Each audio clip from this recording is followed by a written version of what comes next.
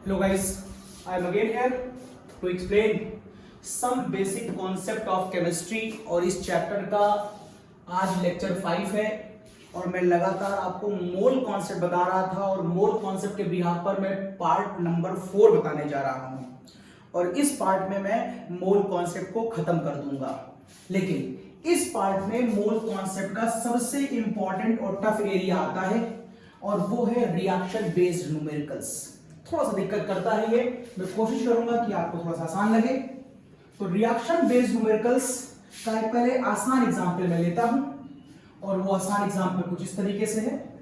अगर जिंक की reaction dilute H2SO4 से करा दी जाए तो जिंक सल्फेट और H2 गैस बनती है। ये रिएक्शन आपने पहले कई बार देखी हुई है और इसके पीछे लॉजिक भी आपके पास है। एक्टिविटी सीरीज, ऊपर आने वाला एलिमेंट अपने से नीचे आने वाले एलिमेंट को रिप्लेस करके रिएक्शन दे देता है। अब सपोज करिए इस क्वेश्चन में आपको ये दिया गया है कि जिंक जो है वो 131 ग्राम है और इस रेफरेंस के बिहाफ पर आपको ये बताना है कि यहां पर H2 कितने मोल बन रहा है और उसका वॉल्यूम एट एसटीपी क्या है। आपको बताना है कि उसके कितने नंबर ऑफ मॉलिक्यूल्स यहां बनेंगे। आपको बताना है कि यहां पर उसके कितने एटम्स बनेंगे। आपको बताना है कि वहां पर कितने प्रोटॉन, न्यूट्रॉन और इलेक्ट्रॉन होंगे। ये कुछ मेरे क्वेश्चन डेवलप करा है। अब मेन बात यह है कि आपको जिंक की हेल्प से H2 निकालने को कहा जा रहा है। तो सबसे पहले मोल कॉन्सेप्ट में अगर कोई रिएक्शन बेस्ड न्यूमेरिकल है तो सबसे पहले आप उसमें एक बात देखिए, क्या क्वेश्चन में स्टोइकियोमेट्री गिवन है कि नहीं। अब मैंने एक टर्म का नाम ले लिया अभी भी, स्टोइकियोमेट्री। तो आप जानना चाहेंगे सर स्टोइकियोमेट्री क्या होती है। तो स्टोइकियोमेट्री अगर मैं यहां पर लिखूं स्टोइकियोमेट्री, तो स्टोइकियोमेट्री का मतलब होता है क्या किसी रिएक्शन में रिएक्टेंट प्रोडक्ट के आगे कोई नंबर लिखा है। अगर लिखा है तो वही स्टोइकियोमेट्री है। मान लो यहाँ पर 2, 5, 6, 7 लिखा होता तो ये स्टोइकियोमेट्री होती। फिलहाल ऐसा कोई नंबर नहीं लिखा है और जब नंबर नहीं लिखा होता है तो बाय डिफॉल्ट हम सभी की स्टोइकियोमेट्री कितनी मान लेते हैं। सभी की स्टोइकियोमेट्री बाय डिफॉल्ट हम 1 मान लेते हैं। अब इसका मतलब ये हुआ कि इस स्पीशीज का एक मोल, मोटा मोटा मैं मान सकता हूं, इस स्पीशीज का एक मोल इस स्पीशीज के एक मोल से मिलकर के इस स्पीशीज का एक मोल और एक मोल बनाता है। मतलब कहने को आप कह सकते हैं कि नाइट्रोजन का नंबर ऑफ मोल्स, जिंक का number of mole dilute H2SO4 के number of mole is equals to zinc sulphate के number of mole is equals to hydrogen के नंबर ऑफ मोल के बराबर होगा। मैंने क्यों कह दिया, ये बात मैंने क्यों लिख दी। अभी भी तो आपने वर्ड बोला है कि इसका 1 मोल इसके 1 मोल से मिलता है, उसका 1 मोल इसका 1 मोल बनाता है। इसका मतलब सभी के मोल एक दूसरे के क्या हैं, बराबर है। और जब सभी के मोल एक दूसरे के बराबर है तो फिर मुझे इसे लिखने में क्या दिक्कत थी, कोई दिक्कत नहीं थी। ओके ना, अब इस क्वेश्चन में देखिए, इस क्वेश्चन में इसके ऊपर इंफॉर्मेशन गिवन है और आपसे इसके बारे में कुछ इंफॉर्मेशन पूछी जा रही है। मींस इन लोगों का इस क्वेश्चन में कोई खेल नहीं है, ना कुछ गिवन है ना कुछ पूछा गया है। तो चुपचाप यहां से ये वाला एरिया गायब कर दीजिए, मुझे इससे कोई मतलब नहीं है। तो बचा क्या, तो बचा number of mole of zinc is equals to number of mole of H2। ये देखिए, आप ये बात समझ गया मेरी कि ये लाइन मैंने कहां से लाई, ऊपर से मैंने देख लिया था इसका 1 मोल इसका 1 मोल इसका 1 मोल इसका 1 मोल एक रिएक्शन में था, इसलिए मैं सबके नंबर ऑफ मोल बराबर लिख दिए थे। अब नंबर ऑफ मोल के रिस्पेक्ट में आपको मैंने 5 फॉर्मूले पढ़ाए हैं। अब जो फॉर्मूला यहां सूट करता हुआ लगा दीजिए। यहां पर वेट दिया है तो ऑब्वियस आप वेट का ही फॉर्मूला लगा रहे होंगे। तो यहां पर फॉर्मूला लग जाएगा वेट अपॉन मॉलिक्यूलर वेट बोले, या जिंक है तो आप एटॉमिक वेट बोले, इस झगड़े में मुझे नहीं पढ़ना है। Atomic weight equals to number of mole of H2 आपको निकालना था। तो वेट क्वेश्चन में गिवन है 131 और आपको मैंने सभी के एटॉमिक वेट पढ़ा दिए हैं। जिंक का एटॉमिक वेट 65.5 होता है, तो 65.5 के हिसाब से वैल्यू पुट करिए। 131 upon 65.5 is equals to number of mole of hydrogen. और जब आप इसे सॉल्व करेंगे तो यहां से आंसर आएगा 2। यस, इस क्वेश्चन में इसके रेफरेंस में H2 के नंबर ऑफ मोल 2 हैं। इस रिएक्शन को लिख लेने से आपको इनको इक्वलाइज करने में थोड़ी सी हेल्प हुई और इस रिएक्शन को और इस फॉर्मूले को लिखा कैसे आपने? सिंपल, यहां पर सबके नंबर ऑफ मोल्स 1 माने, सबके नंबर ऑफ मोल 1 है, तो बस मैं लिखता चला गया। ये फॉर्मूला 1, इसके नंबर ऑफ मोल, इसके नंबर ऑफ मोल, इसके नंबर ऑफ मोल, सब 1 है, सब बराबर होंगे। जो काम के उनको ले लिया, जो काम के नहीं उनको छोड़ दिया, वैल्यू पुट करी, मोल के 5 फॉर्मूले में से जो सूट करता है वो लगा दीजिए आप। ओके, ऐसा करने पर आपके पास number of mole of H2 आ चुका है। अगर number of mole of H2 आ गया तो बताओ नंबर ऑफ तो इस H2 गैस का वॉल्यूम एट एसटीपी क्या होगा? तो आपको एक फॉर्मूला मालूम है, नंबर ऑफ मोल्स बराबर volume at STP upon 22.4 litre. यदि आप देखें तो नंबर ऑफ मोल आपको 2 मिल चुके हैं, तो volume at STP upon 22.4 litre. तो आप समझ गए कि इस क्वेश्चन में वॉल्यूम एट एसटीपी क्या रहा होगा? 44.8 लीटर आएगा। ये देखिए आपका दूसरा आंसर आ गया। यदि आप ये पता करना चाहें कि यहां पर से कितने मॉलिक्यूल होंगे, तो आपको फॉर्मूला मालूम है मॉलिक्यूल निकालने का, नंबर ऑफ मॉलिक्यूल्स बराबर number of moles into Avogadro number. मैंने खाली 6 लिखा है, आप 6.023 लिख लीजिएगा। तो कितने मोल है मेरे पास? 2 मोल है मेरे पास H2 गैस के, और इसको अगर आप इससे मल्टीप्लाई कर देंगे तो मोटा मोटा आपके पास ये 12 इंटू 10 की पावर 23 मॉलिक्यूल्स ऑफ H2 पाए जाएंगे। अब अगर आप जानना चाहें कि इसमें कितने एटम होंगे, तो फिर फॉर्मूला आपको मालूम होगा नंबर ऑफ एटम का। अगर आपको नंबर ऑफ एटम निकालने हो तो पहले आप निकालेंगे मोल्स, फिर आप निकालेंगे मॉलिक्यूल्स, जिसके लिए आपको एवोगैड्रो नंबर से मल्टीप्लाई करना होता है, और उसके बाद आप निकालेंगे एटॉमिसिटी से मल्टीप्लाई। और मोल कितने हैं मेरे पास? 2 मोल हैं, और मैंने इस नंबर से मल्टीप्लाई कर दिया। एटॉमिसिटी क्वेश्चन में H2 की 2 है, तो आप ऐसा करेंगे तो यहां पर 6 इंटू 2 और ये हो जाएगा 24। कितने इसके अंदर एटम होंगे? एटम। अब आपसे पूछा उसने प्रोटॉन, न्यूट्रॉन और इलेक्ट्रॉन, तो H2 के एक मॉलिक्यूल की लोकेशन आप चेक कर लीजिए। H2 में 2 लोग हैं, H2 के अंदर 2 लोग हैं, और अगर आप यहां पर प्रोटॉन, न्यूट्रॉन, इलेक्ट्रॉन निकालना चाहते हैं तो आप चेक कर लीजिए H2 के एक मॉलिक्यूल में कितने प्रोटॉन हैं। एक यहां से, एक यहां से, तो H2 के एक मॉलिक्यूल में 2 प्रोटॉन हैं, और H2 के एक मॉलिक्यूल में इलेक्ट्रॉन भी 2 होंगे, लेकिन न्यूट्रॉन इन दोनों का डिफरेंस होता है। ऐसा करेंगे तो आपको H2 में न्यूट्रॉन का नंबर 0 मिलेगा। तो मैंने आपसे पहले लेक्चर बताया था कि आप पहले एक मॉलिक्यूल के प्रोटॉन, इलेक्ट्रॉन और न्यूट्रॉन से पता कर लिया करिए, और फिर फॉर्मूला लगा दीजिए। नंबर ऑफ प्रोटॉन बराबर, सबसे पहले आप मोल लिखिए, उसके बाद आप मॉलिक्यूल लिखिए। देखिए मोल इनटू मॉलिक्यूल, और एक मॉलिक्यूल में कितने प्रोटॉन हैं उसको वहां पर लिख दीजिए। That is number of proton in 1 molecule. That is number of proton in 1 molecule. तो मोल 2 थे, इससे मल्टीप्लाई किया तो मॉलिक्यूल आ गया, और फिर 2 से मल्टीप्लाई किया तो 2 प्रोटॉन इन अ मॉलिक्यूल। इसी तरह अगर आप इलेक्ट्रॉन निकालेंगे तो भी 2 से मल्टीप्लाई करेंगे, और न्यूट्रॉन यहां पर होते नहीं है, मतलब 0 से मल्टीप्लाई करेंगे तो आंसर 0 आ जाएगा, मतलब वहां न्यूट्रॉन नहीं है। ये एक बहुत आसान सा एक सिंपल न्यूमेरिकल पूरे चैप्टर को कवर करते हुए मैंने लगवाया। अब एक न्यूमेरिकल थोड़ा सा टफ करूंगा मैं आपके लिए, और देखिए उस न्यूमेरिकल में बस ये करूंगा, क्या डिफरेंस होगा इस न्यूमेरिकल में जो मैं देने जा रहा हूं। इसमें स्टोइकियोमेट्री नहीं थी, तो बाय डिफॉल्ट 1 मान ली थी, जिसकी वजह से ये फॉर्मूला लिखना मेरे लिए आसान हो गया था। लेकिन जैसे ही मैं इसमें स्टोइकियोमेट्री दे दूंगा, तो स्टोइकियोमेट्री के बाद पहले तो उसे बैलेंस करना होगा, शायद वो थोड़ा सा मुश्किल होगा हमारे लिए। तो देखिए कैसे करेंगे उसको। ये हटा दिया मैंने, क्वेश्चन 1 लिया मैंने। अब की मैं स्टोइकियोमेट्री पे बिहाफ पर ले रहा हूं, तो मेरे पास रिएक्शन है N2 plus 3H2 gives 2 ammonia. देखिए इस बार क्वेश्चन में स्टोइकियोमेट्री दी गई है, तो अगर स्टोइकियोमेट्री दी गई है और मेरा क्वेश्चन ये है कि अगर ये मेरे पास 10 मोल हो, तो बताइए मुझे इसके कितने मोल मिलेंगे। बताइए इसका वॉल्यूम एट एसटीपी क्या होगा, बताइए इसमें कितने मॉलिक्यूल्स मिलेंगे, बताइए इस समय इसमें नंबर ऑफ एटम कितने होंगे, और फिर कितने प्रोटॉन, कितने न्यूट्रॉन और कितने इलेक्ट्रॉन होंगे। ये सारे क्वेश्चन आप अपने आप लगा सकते हैं। मैं खाली अब आपको मोल निकाल के दिखाऊंगा, और बाकी आप वैसे ही लगाएंगे जैसे अभी मैंने बताया था। तो मेरा फोकस मोल पर है। सबसे पहले मुझे इस रिएक्शन को नंबर ऑफ मोल के टर्म में बैलेंस करना है, तो कैसे करूं। तो मैं लिखने जा रहा हूं number of mole of nitrogen is equal to number of mole of H2 is equal to number of mole of ammonia. बताएं क्या मैंने ठीक लिखा? क्या मैंने ठीक लिखा? आपको अजीब लग रहा होगा, नहीं ये ठीक नहीं है, क्योंकि यहां पर इसका 1 मोल, इसके 3 मोल, इसके 2 मोल है, तो यहां पर मुझे इनके पहले मोल इक्वलाइज करने हैं।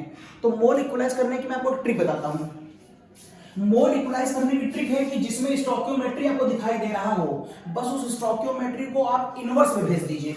इसका मतलब इसमें कोई स्टोइकियोमेट्री नहीं है, फिर भी मैं फॉर्मेलिटी में इनवर्स लिख दे रहा हूं। इसमें 3 है तो यहां पर 3 आ गई, इसमें 2 है तो यहां पर ये 2 आ गई। जैसे ही आप वहां की स्टोइकियोमेट्री को इनवर्स में भेजेंगे, वो सारे लोग एक दूसरे के इक्वल हो जाएंगे। आप जानना चाहते हैं, जस्टिफाई करना चाहते हो कि कैसे इक्वल हो जाएंगे, चेक कर लीजिए। यहां पर जो 1 लिखा था वो 1 लिखा रहने दीजिए, और यहां पर number of moles of nitrogen ऊपर कितने बार दिया गया है मेरी मेन इक्वेशन में, अभी मैं ये नहीं ले रहा हूं, मेरी मेन इक्वेशन कितना दिया है, दैट इज 1। यहां पर 1/3, और number of mole of hydrogen में कितना दिया है आपको स्टोइकियोमेट्री में 3। यहां पर कर लीजिए 1/2, और नंबर ऑफ मोल आपको कितना दिया है यहां पर, दैट इज 2। अब आप देखिए जब यहां सॉल्व करेंगे तो इन सब की वैल्यू एक दूसरे के इक्वल आ रही है, that is 1, that is 1, that is 1। तो आप कह सकते हैं, इसका मतलब है कि किसी भी रिएक्शन में जब हम स्टोइकियोमेट्री को यूज करते हैं और उसको इनवर्स में कर देते हैं, तो उन सबके आंसर एक दूसरे के बराबर आते हैं। इस ट्रिक को आप याद रखिएगा, आपको बार बार प्रूफ करने की आवश्यकता नहीं, आप मेमोराइज कर लीजिए। अगर किसी क्वेश्चन में स्टोइकियोमेट्री है तो आप उसे इनवर्स करके बैलेंस करेंगे। ओके, बैलेंस करने के बाद अब मैं क्वेश्चन सॉल्व करता हूं। सपोज करिए मेरे पास ये 10 मोल है, तो बताइए मुझे अमोनिया कितने मोल मिलेगी। मतलब आपको ये दिया गया है और ये आपसे पूछा गया है, इसके बारे में ना कुछ दिया है ना पूछा है, इसलिए आपको इसकी कोई आवश्यकता नहीं है। तो इसको लेकर नया फॉर्मूला बना लीजिए, 1/1 into number of mole of nitrogen is equal to 1/3 into number of mole of ammonia. ये देखिए मेरा नया फॉर्मूला बन गया। आपको number of mole of nitrogen 10 दिया है, दैट इज 1/1 इंटू ये 10 मोल है, is equal to 1/3 into number of mole of ammonia. तो आपको दिख रहा होगा number of mole of ammonia इस समय हमारे पास 30 मोल्स आ गए हैं। ये देखिए कोई खास बड़ी बात नहीं है, बस एक नई बात आपको यहां पर ये मिली कि अगर स्टोइकियोमेट्री होगी तो बैलेंस कैसे करेंगे। उसके बाद पुरानी बात है, जब 30 मोल आपको मिल गया तो वॉल्यूम डेंसिटी, मॉलिक्यूल, एटम और ये निकालना कोई बड़ी बात नहीं है। मैंने आपको भी पिछले वाले क्वेश्चन बताया था, एज इट इज ट्राई कर लीजिएगा। और मैं क्वेश्चन में हल्की सी टफनेस और लाता हूं। इसी क्वेश्चन को मैं एक बार और लिखता हूं, लेकिन अब ये क्वेश्चन थोड़ा सा और टफ हो जाएगा। देखिए कैसे। अगर मैं इस क्वेश्चन को फिर से ऐसे लिखूं कि मेरे पास N2 है, मेरे पास H2 है और मेरे पास अमोनिया है। इस बार मैंने आपसे कहा कि मेरे पास इसके 10 मोल्स हैं, इसके 10 मोल्स हैं, और मेरे पास इसके 6 मोल्स हैं, 6 मोल्स हैं। बताइए इस समय अमोनिया कितनी बनेगी। तो बताइए इस क्वेश्चन में और क्वेश्चन में कितना पार्ट सेम है, इक्वेशन सेम है, एकदम ठीक है, बैलेंस है। अमोनिया पूछा गया, ये भी कॉमन है। अनकॉमन क्या है? अनकॉमन ये है कि यहां पर खाली आपको एक रिएक्टेंट दिया गया था, इसके बारे में कुछ बताया ही नहीं गया था, और सीधे अमोनिया पूछ लिया था। जब आपको एक इंफॉर्मेशन दी जाए out of more than 1 reactant, अगर आपको केवल एक ही, अगर किसी रिएक्शन में एक से ज्यादा रिएक्टेंट है और आपको केवल एक की इंफॉर्मेशन दी जा रही है, तो वो न्यूमेरिकल बहुत आसान कैटेगरी के न्यूमेरिकल्स होते हैं। केवल इसके बिहाफ पर आपको इसका आंसर निकालना था, ये आसान केस था। लेकिन जब आपको एक से ज्यादा लोग दिए जाएं, एक से ज्यादा लोग, और उन दोनों के बारे में कोई ना कोई इंफॉर्मेशन भी बताई जाए, और उन दोनों के रिस्पेक्ट में आपको इस किसी का आंसर निकालना हो, तो यहां पर एक नया कॉन्सेप्ट आपको जोड़ना पड़ेगा, और उस कॉन्सेप्ट का नाम है लिमिटिंग रिएजेंट। अब आपको यहां पर एक लिमिटिंग रिएजेंट का कॉन्सेप्ट लगाना पड़ेगा। बस यही थोड़ा सा आपको टफ लगेगा कि लिमिटिंग रिएजेंट कैसे निकालें। ओके, मैं बताता हूं। लिमिटिंग रिएजेंट निकालने के लिए पहले केमिस्ट्री से पहले आप सामान्य जीवन में कुछ बातें समझ लीजिए। अगर आपको सामान्य जीवन में लिमिटिंग रिएजेंट समझाया जाए तो आप एक एग्जांपल ले सकते हैं। मान लीजिए आपके पास 2 दोस्त हैं, देखिए मान लीजिए आपके पास 2 दोस्त हैं, और इन दोनों दोस्तों को एक बाइक पर, और इन दोनों दोस्तों को एक बाइक पर, ये बाइक के व्हील और ये बाइक, और इन दोनों दोस्तों को इस बाइक पर चढ़ के जाना है। ऐसे इस बाइक पर यूज करना है, और इस बाइक को यूज करने के बाद आप इस डायग्राम को कुछ ऐसा दिखाते हैं, ये देखिए, और ये, और अब ये दोनों दोस्त आपके इस बाइक पर बैठे हुए हैं, कुछ इस तरह का है। इसका मतलब है दो दोस्त एक बाइक को यूज कर कहीं घूमने जा रहे हैं, ये आपके पास एक कंडीशन है। लेकिन कुछ देर के बाद आपने देखा कि कुछ देर के बाद आपके पास 30 दोस्त इकट्ठा हो गए, लेकिन वहां पर आपने देखा कि बाइक केवल 10 खड़ी हैं। तो बताइए 10 बाइकों को यूज करते हुए कितने दोस्त आपके घूमने जा पाएंगे, मींस यहां पर कितने लोग आ पाएंगे, बस यही सोचना है। आप समझ गए। इस पूरे प्रोसेस में ये बाइक कितनी बचेंगी, 0, सारी कंज्यूम हो जाएंगी, और 10 बाइक में कितने लोग यूज होंगे, केवल 20, तो कितने लोग बच जाएंगे, 10।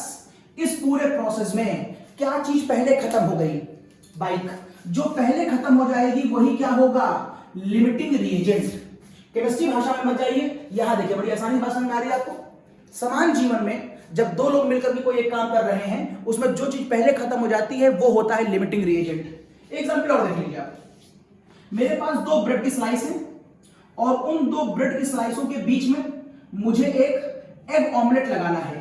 It is my egg omelette.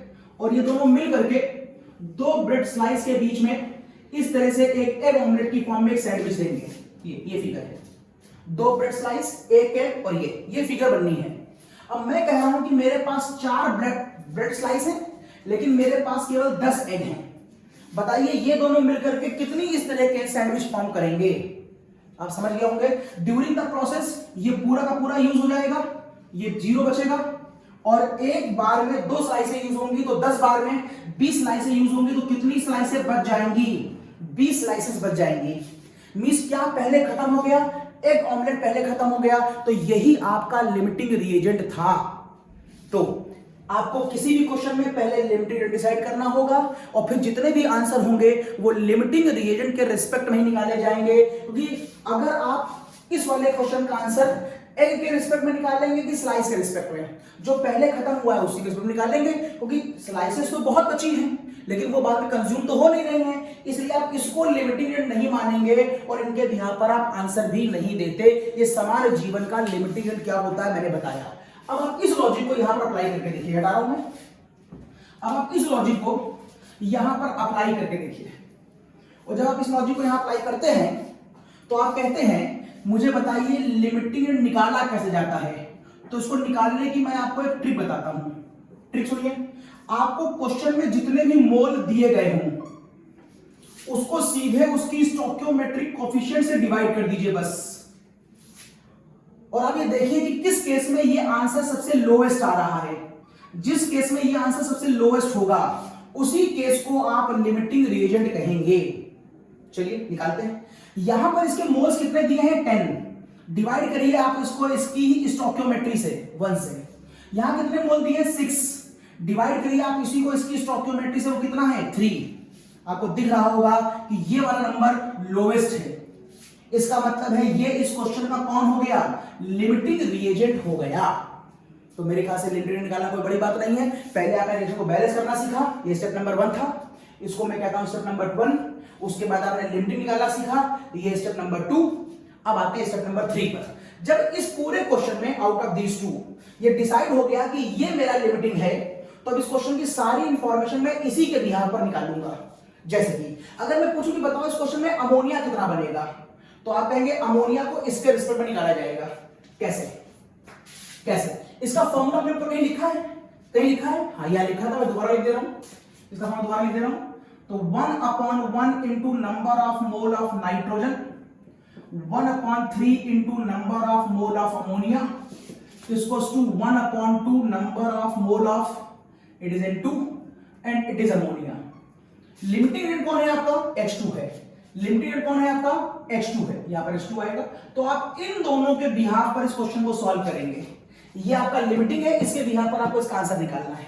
तो आपने कहा ये 1/3 हो गया। Number of mole of H2 question में कितने दिए गए हैं, number of mole of H2 question में कितने दिए गए थे 10 मोल। कहां लिखा था मेरा क्वेश्चन, ये 10 मोल, यहां पर ये 10 मोल, यहां पर ये 10 मोल था और यहां पर ये 6 मोल था। आपको हाइड्रोजन का नंबर ऑफ मोल चाहिए तो आपको 6 रखना पड़ेगा, क्योंकि लिमिटिंग रेट आपने इसी को डिसाइड किया है। तो ये हो गया 6, upon 1/2 into number of mole of ammonia, तो ये 2 ऊपर चला गया, ये हो जाएगा 12/3 बराबर number of mole of ammonia, तो ये हो गया 4, तो ये आ गया number of mole of ammonia, इस क्वेश्चन में आया 4। और जब एक बार आपने अमोनिया के नंबर ऑफ मोल इस क्वेश्चन में निकाल लिए, तो फिर आप इससे वॉल्यूम में रेसिपी निकाल लो, इससे मॉलिक्यूल निकाल लो, उसके एटम निकाल लो, प्रोटॉन न्यूट्रॉन, इसकी कोई बहुत बड़ी बात नहीं होती है। और ये क्वेश्चन भी एकेडमिक लेवल पे बच्चों को बहुत टफ लगता है, लेकिन आप समझिए ये टफ नहीं है। सिर्फ आपको स्टोइकियोमेट्री दी होगी तो आपको इन्वर्स करना होगा, स्टेप नंबर 1 होगा। उसके बाद आपको लिमिटिंग पता करना होगा। लिमिटिंग पता करने की मैंने ट्रिक लिखी हुई है, जो मोल दिए उनको स्टोइकियोमेट्री से डिवाइड कर दो, ये स्टेप नंबर 2 होगा। स्टेप नंबर 3 फिर फार्मूले को खोल लो और जो लिमिटिंग होगा उसके बिना पर सारे आंसर निकालिए। तो बताइए अमोनिया कितनी बनी? अमोनिया यहां पर 4 मोल बनी, फॉर्म्ड 4 मोल बनी। अगर मैं आपसे ये पूछ लूं कि इस रिएक्शन में बताओ नाइट्रोजन कितनी कंज्यूम हुई, बताइए how much nitrogen is consumed in this process. इसका मतलब है अब आपको यह पता करना है कंज्यूम कितनी हुई, मतलब इसने कितनी रिएक्शन करी, और वो भी इसके रिस्पेक्ट में जो लिमिटिंग है। तो आप फिर से फॉर्मूला लगा दीजिए। अब आप कहेंगे number of mole of nitrogen बराबर 1/3 number of mole of hydrogen, तो 1/3 और number of mole of hydrogen कितने हैं आपके पास? 6। क्वेश्चन में 6 दिया था, तो इसको सॉल्व करेंगे तो वैल्यू कितनी आएगी? 2। तो बताइए कितने number of mole of nitrogen consume करे आपने? H2 के रिस्पेक्ट में N2 ने जितना रिएक्ट करा वही उसका कंज्यूम हुआ है, तो ये नंबर ऑफ मोल कंज्यूम हो गए। तो ये नंबर ऑफ मोल आपके इस प्रोसेस में कंज्यूम्ड हो गए। अगर मैं पूछ लूं कि बताओ ड्यूरिंग द प्रोसेस कितने नंबर ऑफ मोल N2 बचे, अगर मैं पूछूं बताओ how much moles are left, how much moles of nitrogen are left during the reaction या आफ्टर द रिएक्शन, तो कितने आपके पास 10 मोल पहले से थे, उसमें से आपके 2 मोल कंज्यूम हो गए, तो कितने मोल बचे? 8 मोल नाइट्रोजन बचे। अगर मैं ये पूछ लूं कि बताओ रिएक्शन के बाद टोटल मोल्स ऑफ गैस कितना है, बताइए।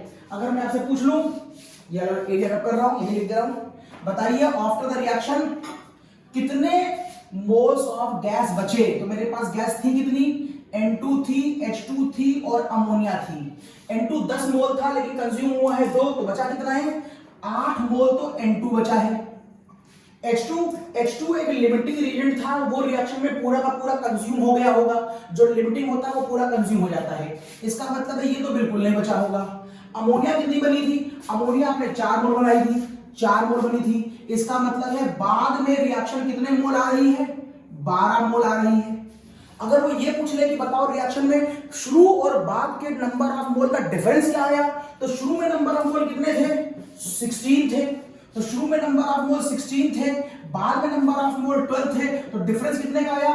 4 मोल का आया। मतलब मेरे कहने का कि एक बार आप कॉन्सेप्ट समझ जाइए, उसके बाद अगल बगल के जितने क्वेश्चन डेवलप हो सकते हैं अपने मन से खुद डेवलप करके सॉल्व करा करिए। एकेडमिक लेवल में सीधा क्वेश्चन आता है और कंपटीशन लेवल में लॉजिक के आसपास की सराउंडिंग पूछी जाती है, तो आपके मन में जितने क्वेश्चन वहां बन सकते हो सारे उस क्वेश्चन में बनाया करिए, चाहे वो बुक में दिए हो चाहे ना दिए हो। एक लैंग्वेज पढ़ने के बाद जो कुछ सोच सकते हैं वहां सब अप्लाई कर दिया करिए। तो ये मेरा क्वेश्चन हो गया, इसका स्क्रीनशॉट लीजिए, मैं हटा रहा हूं उसको। ओके, नाउ एक और क्वेश्चन मैं आपको लेता हूं इसी के बिहार पर, कुछ थोड़ा सा ऐसा ही मिलता जुलता देखता हूं। तो वो क्वेश्चन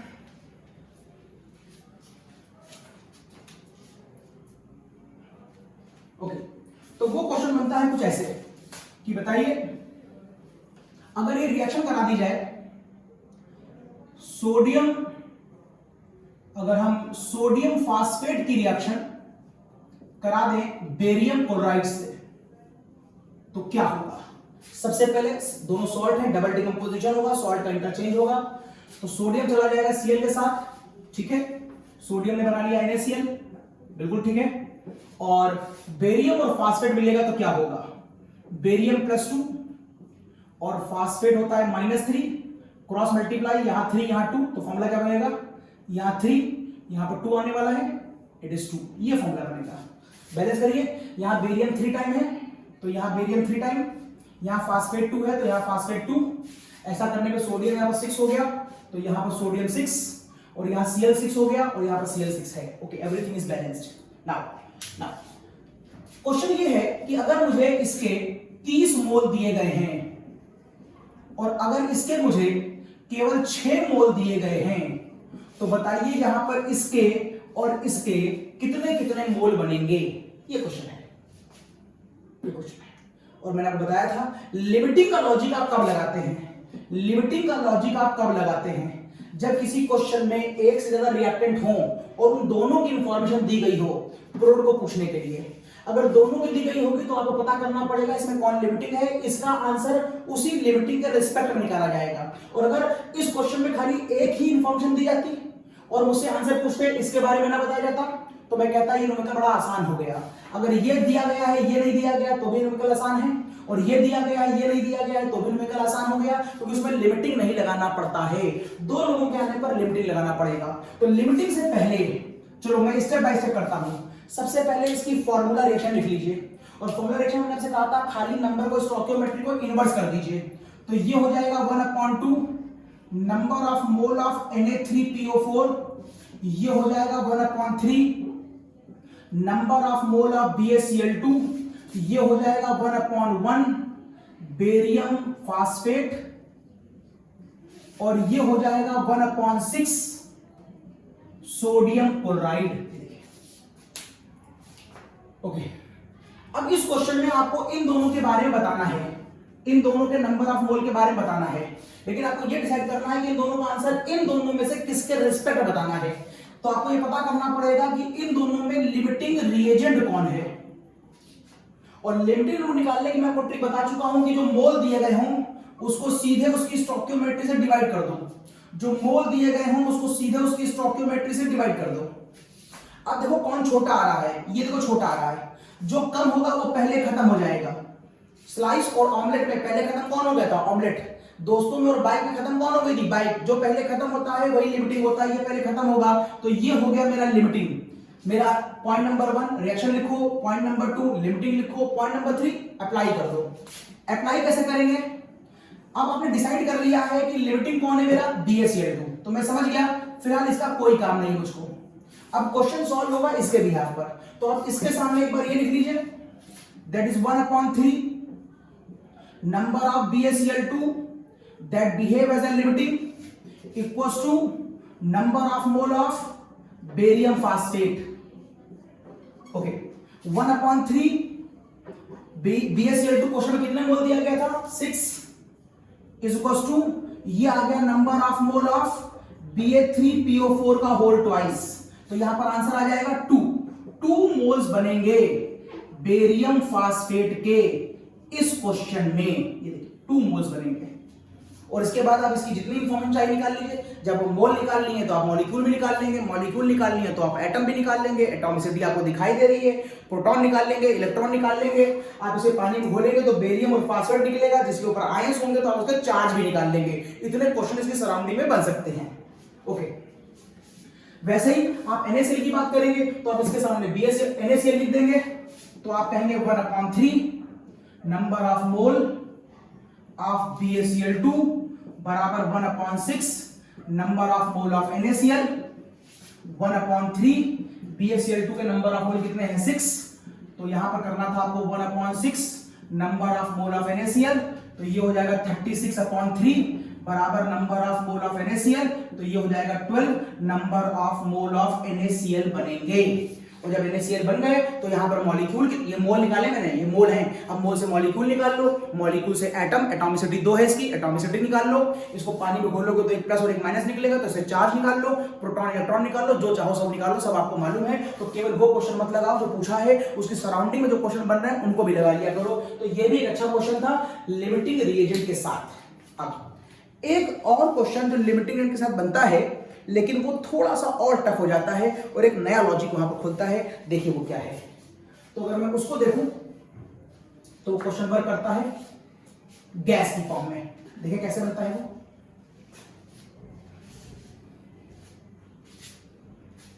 तो मैं आपसे कहता हूं मैं आपसे कहता हूं क्वेश्चन मेरे पास मेथेन, और अगर मैं इसकी ऑक्सीजन से कराऊं तो यहां पर बनेगा CO2 और बनेगा वाटर। बैलेंस कर लें, यहां पर 4 है, H4 हो गया, यहां पर 2 और 2। अच्छा एक बात ध्यान रखिएगा, मैं आपको मोल कॉन्सेप्ट पढ़ा रहा हूं और मोल कॉन्सेप्ट में एक शर्त है, रिएक्शन क्या होनी चाहिए, बैलेंस्ड। अनबैलेंस रिएक्शन के ऊपर मोल कॉन्सेप्ट नहीं लगता, ये बहुत ध्यान रखिएगा। अगर आप मोल कॉन्सेप्ट लगाना चाहते हैं तो पहले रिएक्शन बैलेंस कर लीजिएगा, फिर मोल कॉन्सेप्ट लगाइएगा। तो देखिए इस समय क्या रिएक्शन बैलेंस हो गई है, हाँ हो गई है। अब क्वेश्चन देखिए क्या पूछा उसने कहा सपोज करिए ये 20 लीटर है और मान लीजिए ये 50 लीटर है, बताइए इसके और इसके कितने मोल्स बनेंगे, उसने ये पूछा है, इन दोनों में कितने मोल्स बनेंगे। बल्कि मैं क्वेश्चन को ऐसे पूछता हूं कि बताइए रिएक्शन के बाद गैस का टोटल वॉल्यूम क्या होगा, गैस का टोटल वॉल्यूम क्या होगा। ओके, मैं इसको गैस बता रहा हूं, ये गैस है, ये गैस है, और पानी को मैं लिक्विड ले रहा हूं, तो मैं चूंकि वॉल्यूम दे रहा हूं तो चलिए मैं आपसे वॉल्यूम ही पूछूंगा, लीटर। इवन मैं मोल्स भी निकाल सकता हूं, उसकी कोई दिक्कत की बात नहीं। अगर मैंने यहाँ पे मोल लिख दिया था तो भी आपको मैं मोल भी निकाल के दिखा दूंगा, लेकिन ये क्वेश्चन जो कॉम्पिटिशन में पूछा गया है वो लीटर के रिस्पेक्ट में वॉल्यूम का ही पूछा है, इसलिए मैंने वॉल्यूम लिख दिया। अभी मैं आपको दिखाऊंगा कि मोल भी निकल आएगा। तो खैर इस क्वेश्चन में और अब तक लगाए गए क्वेश्चन में डिफरेंस क्या देखा आपने, डिफरेंस ये देखा कि पीछे के सारे क्वेश्चन में आपको मोल में करा रहा था, 5 मोल, 10 मोल, 15 मोल, और इस क्वेश्चन में मैंने आपको वॉल्यूम दे दिया है, गैस का वॉल्यूम दिया है। तो इसका कॉन्सेप्ट समझिए, पहले इसका कॉन्सेप्ट समझिए।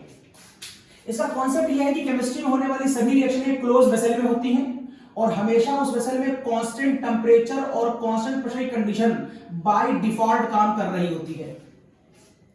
अगर कोई केमिकल रिएक्शन एक वेसल में हो रही है तो वो वेसल बंद होगा केमिस्ट्री में, और वो कांस्टेंट प्रेशर और टेंपरेचर पर होगा। अगर इस कंडीशन को मान लिया जाए जो वहां पर हो रहा होगा, आपको बताया जाए चाहे ना बताया जाए, कंडीशन वहां पर लगती है, तो आप कह सकते हैं गैस आते ही एक इक्वेशन मुझे याद आती है जिसका नाम है आइडियल गैस इक्वेशन।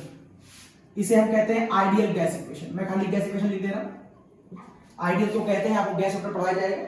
और इस इक्वेशन में अभी उसने आपसे कहा है कि यहां पर इस क्वेश्चन के रिस्पेक्ट में टेंपरेचर कांस्टेंट है और प्रेशर कांस्टेंट है, इसमें कोई वेरिएशन नहीं है, और आर का तो नाम ही है गैस कांस्टेंट।